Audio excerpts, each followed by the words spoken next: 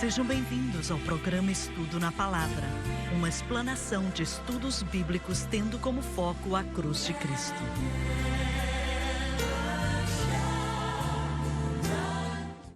Bem-vindo hoje ao Estudo na Palavra. Eu sou o evangelista Jimmy Swaggart com Lauren Lawson, David Borg, Dr. Don Paul Gray, Dave Smith, e é um prazer estar com você. Senhores, enquanto gravamos esse programa, olha, vão demorar alguns dias até ele passar. Mas no programa da Francis hoje, que eu ouvi quase ele todo, você estava no programa, não é? Então, olha só. Um homem declarou, e não vou tentar lembrar o nome dele, mas ele declarou que, acho que foi algo que trouxe conotações bíblicas. Ele disse, e ele é chefe de um escritório de advocacia que tenta ganhar os casos legais contra a igreja em toda a nação. E ele consegue, ele ganha 90% deles. Então, ele disse que quando a igreja tem uma vitória, a liberdade é encorajada. E, olha, se a igreja perde, então as liberdades diminuem. Verdade. E acontece no mundo espiritual. Ele falou como se conhecesse o Senhor como seu Salvador, sabe? E ele também ajuda a vetar aquilo que eles chamam, ou esses homens e mulheres que tentam ser juízes escolhidos pelo presidente Trump, e ele ajuda a vetar essas pessoas se eles realmente são conservadores ou coisas do tipo. Correto. Mas ele declarou algo que me deixou chocado. Ele disse, é Scalia o nome dele, que votou contra algo que não era o que gostava ou queria, mas sentiu que era correto constitucionalmente. Não lembro o que era. E quando ele chegou em casa, a esposa dele não quis falar com ele. E aí ela chegou e ficou murmurando o hino americano na casa, mas não queria falar com ele. Mas acho que ele estava certo. Eu já disse isso antes, mas de uma maneira diferente. Se a igreja estiver pegando fogo por Deus, Sim. as coisas começam a se alinhar. Sim. Se a igreja estiver desviando-se e for enfraquecida por falhas e por aí vai, toda a nação sente. Eles falam que a razão é outra coisa. Mas vocês também concordam com isso? Com certeza.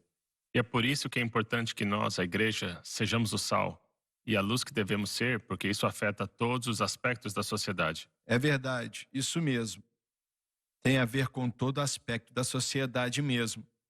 Pode ler o versículo 18, por favor, a não ser que vocês queiram falar mais do que eu mencionei.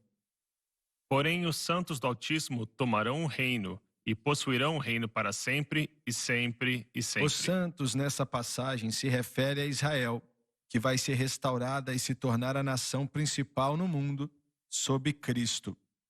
E os santos de Deus vão governar esse mundo nessa época com Israel, na verdade. Israel vai ser a força principal desse mundo, mas todo filho de Deus que já viveu vai ter uma parte no governo de Deus. É assim que eu entendo e por aí vai. Mas o Espírito Santo, através do homem que está explicando isso aqui para Daniel, ou o anjo, que os santos do Todo-Poderoso vão tomar o reino, tomar posse do reino para sempre, para todos sempre. Imagina só, isso aí é para sempre. O senhor poderia explicar como os santos gentios irão ajudar a governar os santos judeus? O senhor já estudou a respeito disso? Você está dizendo que os gentios... Aqueles de nós que são gentios e crentes, teremos participação no reino. Certo. E ao ler esse versículo, eu me vejo como sendo um dos santos. Mas eu acho que está falando de governo aqui. Israel vai projetar o governo do mundo naquela época. E olha, na realidade, tudo vai estar debaixo de Cristo. Sim. E Davi vai governar debaixo de Cristo. Então, vamos ter muitas coisas para fazer. Entendeu? Veja, mais uma vez, os cristãos, gentios, eles farão parte deste grande reino? Sim, sim. Lembre-se de que, desculpa, eu o interrompi. Quanto ao Davi, obviamente ele é judeu. Mas eu estou apenas tentando pensar em como os gentios se encaixam neste tipo de governo. Eu não me preocupo com isso, não. Vai dar certo. Vai dar tudo certo. A promessa é de que iremos governar e reinar com ele, como crentes, e também há uma diferença bem distinta, e faço questão de dizer isso em primeiro lugar. Há uma diferença distinta entre Israel como nação e o restante da igreja, embora não haja diferença no que diz respeito à salvação. Eu creio que a aliança com Israel indica que eles serão os líderes de todas as nações, e isso parece indicar que o governo será primordialmente judeu. No entanto, dito isto, eu também posso dizer que, se eu acredito no que Abraão acreditava, então eu sou semente de Abraão, e nesse sentido eu estaria potencialmente qualificado para fazer parte de tal governo. Sim, Mas vai ser além de nossa e compreensão. haverá um idioma, Verdade. E uma língua, qual será essa língua, hein? espanhol. Espanhol? Aquela que conhecemos. Acho que vai ser hebraico. Hebraico? É o que eu acho, né? Interessante. Acho que essa é a primeira língua que foi falada com Adão e Eva. Eu acho, não é? A Bíblia não diz isso. Mas se foi a língua do seu povo escolhido, então eu acredito que vai continuar sendo. Faz sentido. Eu acho que faz sentido também. Irmão Swagger, o senhor acredita que nossa fidelidade aqui na Terra, a forma como nos conduzimos como cristãos, a nossa fé, a nossa fidelidade de modo geral, vai determinar ou ditar que posição ou que papel teremos lá no céu? O senhor crê nisso? Eu acho que sim. Agora, temos algumas qualificações com isso aí. As criancinhas, elas não têm história Sim. alguma Sim, de consagração ou falta de consagração. Isso não existe, então o Senhor vai ter que dar um jeito, e sei que Ele vai fazer isso sem dificuldade alguma. Mas falando de adultos, nós que estamos aqui, creio que seremos julgados e teremos oportunidades de acordo com nossa fidelidade. Eu sei que a Bíblia fala sobre recompensas, mas eu não sei onde isso se encaixa. Se é a mesma coisa ou, sabe, onde se encaixa. Eu não sei dizer. Você está falando do Eu galardão? quero dizer que eu sei que a Bíblia fala de como nossa fidelidade, de como nosso viver como cristãos irá determinar a recompensa. Veja, as Escrituras dizem: sobre o pouco foste fiel, sobre muito te colocarei. É este versículo Sim. que pensou? Como o senhor interpreta esse versículo? Da maneira que Ele diz. É isso mesmo que o senhor está dizendo.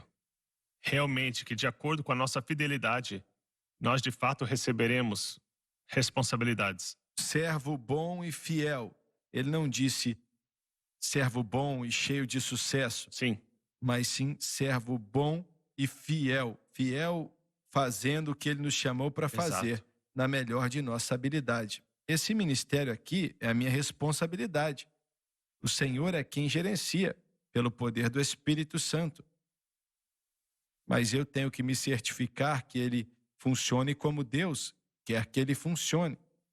Não como eu desejo que ele funcione e por aí vai. Sim, Mas vai ser um tempo, 1000 anos de prosperidade e paz, como o mundo nunca viu antes em sua história. E vai ser governado pela justiça. uhum. E uma vez eu li que porque o sistema de sacrifícios vai voltar.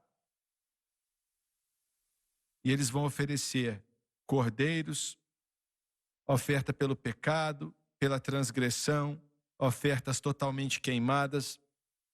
E vão oferecer constantemente. E alguns gentios vão servir também, como sacerdotes, e vão ajudar sacrificando, porque vão ser muitos, vão ser tantos, e isso não vai acontecer em breve, mas existe uma escritura que diz que isso vai acontecer. Uhum. Nos leva a crer que isso vai acontecer. Agora, isso vai ser um tempo de prosperidade. O que vimos nos últimos meses em nosso país, prédios queimando, as pessoas protestando nas ruas, destruindo propriedade privada, atirando em pessoas, isso nunca mais vai acontecer.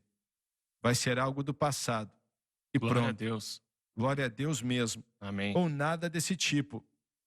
A guerra vai estar sempre na mente de certas pessoas, como nos princípios dos tempos, mas não vai mais existir. Isso vai acabar. Muito bem, versículo 19. Então eu viria saber a verdade do quarto animal, que era diferente de todos os outros, extremamente apavorante, cujos dentes eram de ferro e as unhas de bronze, que devorava, quebrava em pedaços e esmagava o restante com seus pés.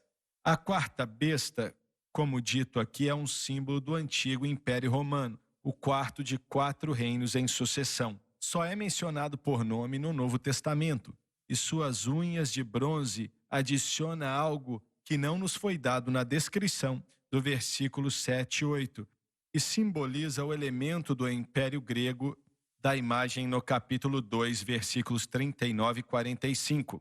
Isso quer dizer que o anticristo terá características do Império Romano e do antigo Império Grego. Agora, quanto Daniel entendeu sobre isso, Dr. Gray, você mencionou algo que eu quero ver um instante. Esses impérios, o Império Babilônico, e é disso que estamos lendo aqui nos versículos anteriores, o Império Babilônico, o Império Medo-Persa, o Império Grego e depois o Império Romano. Você disse que Roma adotou a língua grega? Eles tinham seu próprio idioma, mas os gregos difundiram seu idioma por toda parte e exigiam seu uso. Certo. Até a Índia, e naquela parte do mundo, e em toda a extensão até a Europa em direção à Inglaterra, e em outras partes do mundo. Então, quando os romanos chegaram, eles adotaram muitas coisas dos gregos, que chamamos em nossos estudos de mundo helenístico, que é o mundo grego, mas no período romano. Veja, certamente os romanos dominavam, mas havia uma mistura. Eu creio que seja isso que o seu comentário esteja evidenciando.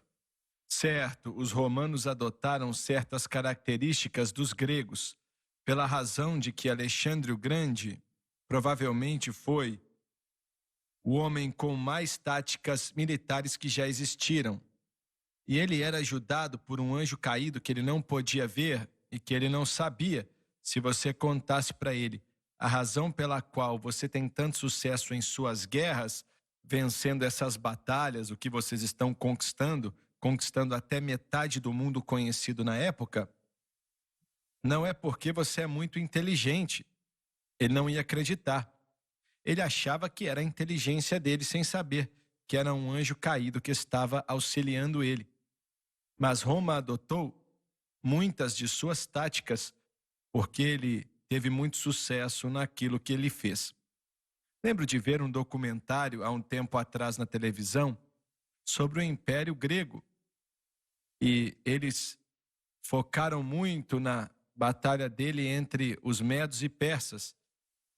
E eles tinham números maiores do que eles, 5 contra 1, e ele os destruiu. E no fim do documentário, o homem disse: nós não sabemos como ele tinha esse conhecimento e habilidade de fazer o que fez. E ninguém deu a ele uma oportunidade de vencer os medos e persas, mas ele venceu assim mesmo, especialmente considerando que seu exército não era tão grande quanto o dos medos e persas. Mas eu estava ouvindo aquilo e pensei, ele tinha um anjo caído ajudando ele. Ele não sabia que era um anjo, o crédito ficou para ele mesmo. E ele morreu com 32 anos, Alexandre o Grande. E agora o anjo que o ajudou está preso hoje no poço do abismo e será solto na grande tribulação para ajudar o anticristo, da mesma maneira que ajudou Alexandre o Grande. Interessante. Muito bem. Alexandre o Grande, ele veio de uma área que conhecemos como Tessalônica, na região da Macedônia. O seu pai era um governante e quando seu pai Certo. morreu, ele o sucedeu. Mas veja o que o senhor falou da idade dele. Ele começou aos 18, 19 ou 20 anos, muito jovem, Certo. e teve uma carreira de 10 anos. Mas o jovem, e eu ensino isso em História da Igreja, você consegue imaginar um general obedecendo a um homem de 20, 21 anos? E havia uns 20.000 soldados em frente dele, obedecendo ordens. Ele tinha de ter uma voz de comando, algo nele, que fizesse com que as pessoas o seguissem. Ele também foi para uma das médiums dos seus dias. Não estou lembrando o nome dessa mulher, mas ela profetizou sobre ele. Não tem nada a ver com Deus, foi algo satânico, mas ele ia até ela várias vezes buscando direção sobre o que fazer. Não sei se você estudou isso ou não. Eu não estudei isso. Eu sei, parece que ele foi orientado por Aristóteles, não foi? Aristóteles foi seu Um tutor? deles, sim. Acho que foi ele. Certo. E ele teve uma educação bem completa. Afinal, Aristóteles era o clássico da época. É verdade. Mas quanto ao versículo sobre as características de Roma e Grécia, o Império Mundial naquela época era daquela forma. E com relação ao povo judeu em Israel, eles entendiam totalmente que estavam sob o domínio romano, mas grande parte dele era grego. O grego era a língua É dominante. verdade. E assim por diante. Frequentemente, a combinação dessas coisas, elas eram comentadas na época de Cristo como a oportunidade perfeita para disseminar o evangelho. Havia a estrada romana que se estendia por todo o mundo na época e havia uma língua principal, a qual era praticamente certeza de que era falada em todas as cidades. Então, aquilo era realmente uma oportunidade para o evangelismo quando Cristo veio. Então, todas essas coisas relativas a Israel tinham também a ver com Cristo e com o plano redentor de Deus. É verdade. Roma era muito boa em assimilar a cultura das nações que eles conquistavam em sua própria cultura. E eles usavam aquilo. E eles permitiam que toda nação tivesse sua religião, Sim, contanto que verdade. não tivesse mais autoridade do que Roma. Mas ouça, nesse ponto dos meus estudos, um dia desses, eu li sobre isso que o senhor falou, que Roma respeitava todas aquelas culturas que eles controlavam. E eram centenas delas. Muitas línguas. É verdade. Mas Israel era a única nação que eles destruíram em 70 depois de Cristo, de todas as outras nações, por toda a Europa, até a Rússia, todas ao norte da África, Ásia, Turquia e arredores. E Israel, aquela nação minúscula, foi a única em que entraram e destruíram.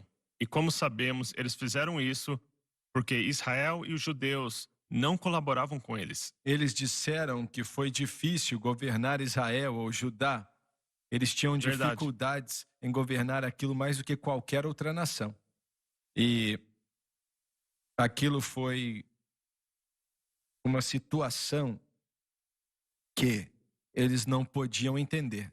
Exato. Agora, a razão principal era porque Israel tinha na mente deles, nós temos que ser a nação principal, não Roma. E quando o israelita pagava e tinha a habilidade de cobrar impostos, como Mateus era um coletor de impostos, Israel os odiava, pensava que não havia salvação para eles, porque estavam trabalhando para Roma.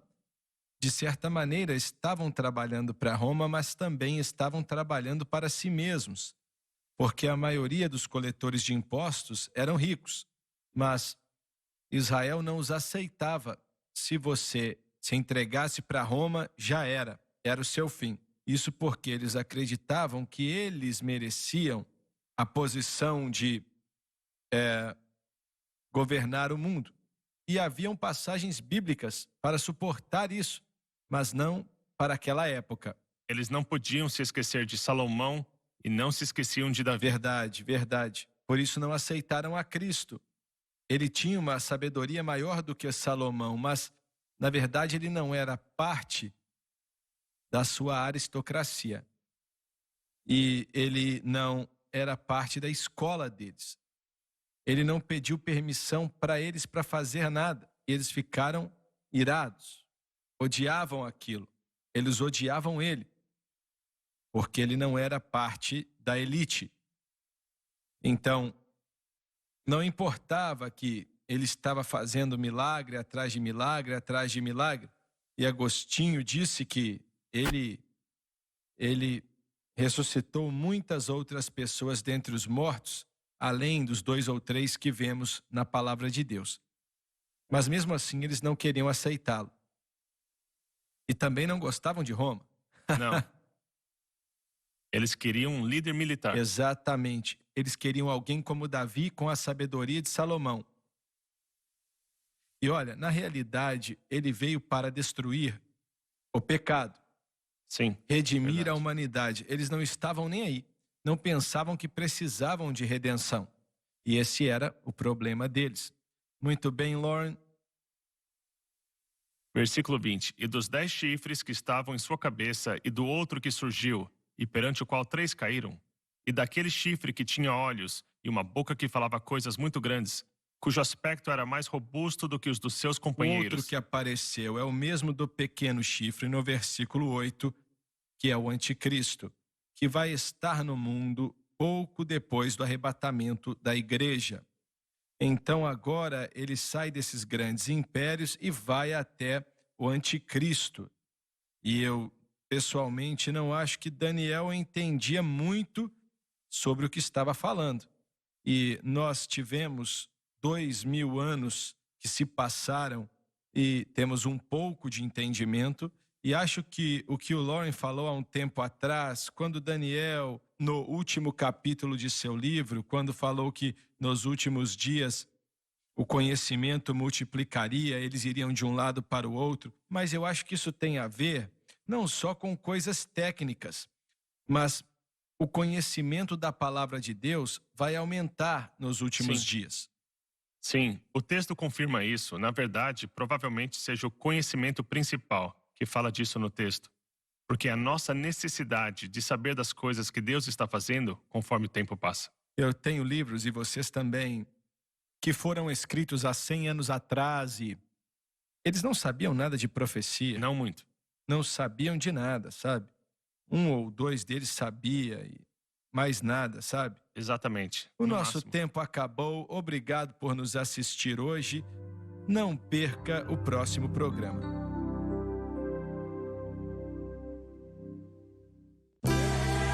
Obrigada por ter assistido o programa Estudo na Palavra.